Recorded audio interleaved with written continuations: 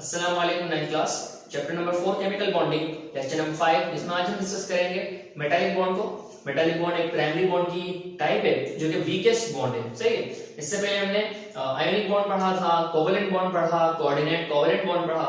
वो क्या थे, आयोनिक जो प्राइमरी बॉन्ड है वो स्ट्रॉन्गेस्ट है, फिर कोवेलेंट आता है, फिर उसके बाद जो है वो कोऑर्डिनेट कोवेलेंट आता है, और सबसे वीकेस्ट जो है वो हमारा मेटालिक बॉन्ड होता है। लेकिन याद रखिएगा ये प्राइमरी बॉन्ड है, ये टाइप ऑफ प्राइमरी बॉन्ड है क्योंकि इसमें एटम और एटम की आपस में जो है वो बॉन्डिंग होती है। एक एटम से दूसरा एटम जुड़ रहा होता है। प्राइमरी बॉन्ड्स के अंदर इंट्रामॉलिक्यूलर फोर्सेस होती हैं जिसमें एटम्स एक दूसरे एटम को आपस में जोड़ के रखते हैं, सही है।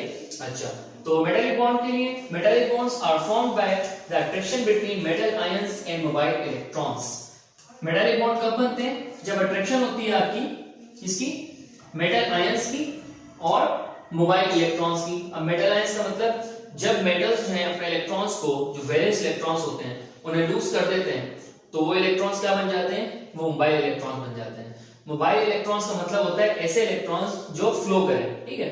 डिलोकलाइज्ड इलेक्ट्रॉन्स का जिक्र किया है बुक में। डिलोकलाइज्ड इलेक्ट्रॉन्स मतलब ऐसे इलेक्ट्रॉन जिनकी जगह ना हो, वो क्या करते हैं, बस घूमते रहे इर्द गिर्द मेटल के, ठीक है। मेटल आयंस तो आपको पता है मेटल किसे कहते हैं। मेटल हमारे पास एक स्पीशीज जिसके पास एबिलिटी है कैटायन बनाने की, मतलब इलेक्ट्रॉन्स को लूज करने की। Okay, metal lose their valence electrons and becomes positively charged ions and occupy a fixed position in lattice. Metals क्या करते हैं? Metals electrons को lose कर देते हैं। कौन से electrons को? अपने valence electrons को, जो outer most shell में होते हैं, और क्या बन जाते हैं?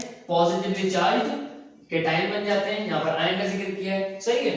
And occupy a fixed position in a lattice, और lattice के अंदर अपनी fixed position जो है वो बना लेते हैं। अच्छा, lattice क्या होता है? लेटिस हम कहते हैं ऐसे स्ट्रक्चर को जो 3 डायमेंशनल हो, ठीक है, और फिक्स्ड शेप हो। जैसे मैंने यहाँ पर एक पॉजिशन बनाया है आयरन के लिए। ये फोर्थ से अगर आयरन का एक पीस है तो उसके अंदर आयरन के जो है मेटल होगा, तो आयरन मेटल ने क्या किया होगा, अपने वैलेंस इलेक्ट्रॉन्स को लूज कर रखा होगा और जो है अपने पॉजिटिव इलेक्ट्रॉन्स को, अपने पॉजिटिव आयंस को जो है वो करीब में बना के रखा हुआ होगा। अब वो क्यों करीब करीब होंगे उसके बारे में बात करते हैं नेक्स्ट पॉइंट्स के अंदर। The valence electrons are free to move between the metal ions, so called delocalized electrons. वो जो वैलेंस इलेक्ट्रॉन मेटल ने लूज कर दिए हैं वो क्या करेंगे, वो फ्री टू मूव होंगे, आसानी से जो है वो घूम सकेंगे। दैट इज मोबाइल इलेक्ट्रॉन्स बन चुके होंगे। अच्छा, बिटवीन द मेटल आयंस, वो मेटल आयंस के करीब घूमते रहेंगे, सो कॉल्ड डिलोकलाइज्ड इलेक्ट्रॉन्स। उन इलेक्ट्रॉन्स को डिलोकलाइज्ड इलेक्ट्रॉन्स कहा जाएगा, ठीक है।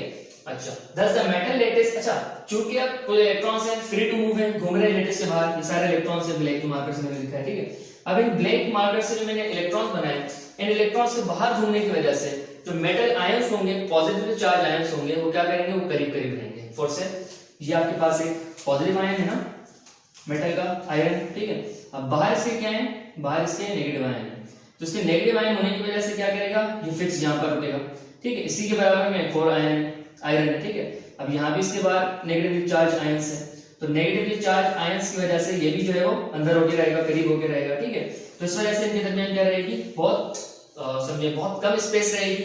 इसी वजह से जो है वो मेटल क्या होते हैं, फिर हाई डेंसर होते हैं, उनका वजन ज्यादा होता है, क्योंकि जो आयंस होते हैं, क्योंकि उनके जो आयंस होते हैं बहुत करीब करीब होते हैं, ठीक है। किस वजह से? वो डिलोकलाइज्ड इलेक्ट्रॉन्स की वजह से, जो उनके बाहर जो है सराउंडिंग में घूमते रहते हैं। अच्छा, next point, the metal lattice structure show positively charge ions surrounded by delocalized electrons. जो मेटल का लैटिस स्ट्रक्चर है, ये जो हमने एक स्ट्रक्चर बनाया है, जैसे मैंने आपको कहा फिक्स्ड स्ट्रक्चर जो होता है मेटल्स का, वो क्या शो करवा रहा है कि पॉजिटिवली चार्ज आयंस जो हैं, जो आपके अंदर आयरन Fe हैं, वो सराउंडेड हुआ है, वो घिरा हुआ है किससे, डिलोकलाइज्ड इलेक्ट्रॉन से। इन इलेक्ट्रॉन से जो मैंने बनाए, ठीक है, ब्लैक मार्कर से, इन नेगेटिवली चार्ज पार्टिकल्स से, जो पॉजिटिवली चार्ज आपके मेटल आयंस हैं, वो क्या हो गए, सराउंडिंग घिरे हुए हैं। इसी वजह से उसका स्ट्रक्चर एक फिक्स है, वो फिक्स शेप में जो है वो लैटिस बना हुआ है। अच्छा, अब मेटल्स की कुछ प्रॉपर्टीज हैं।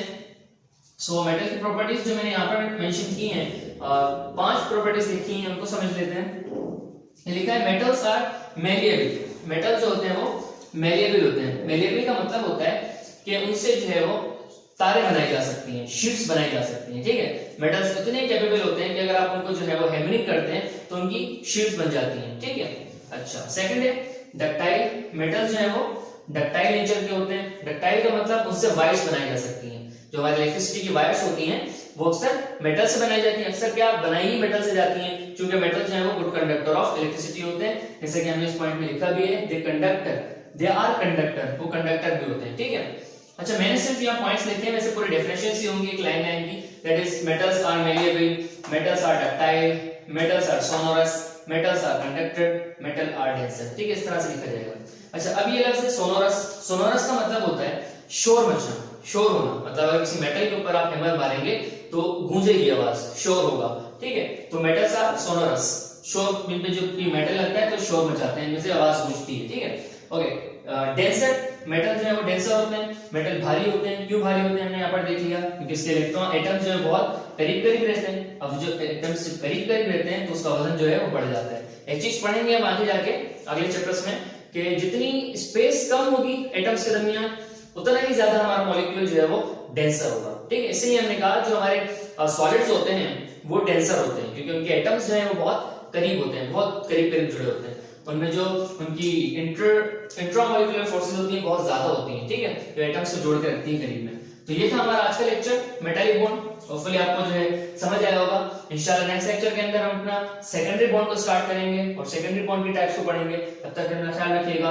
अल्लाह हाफिज।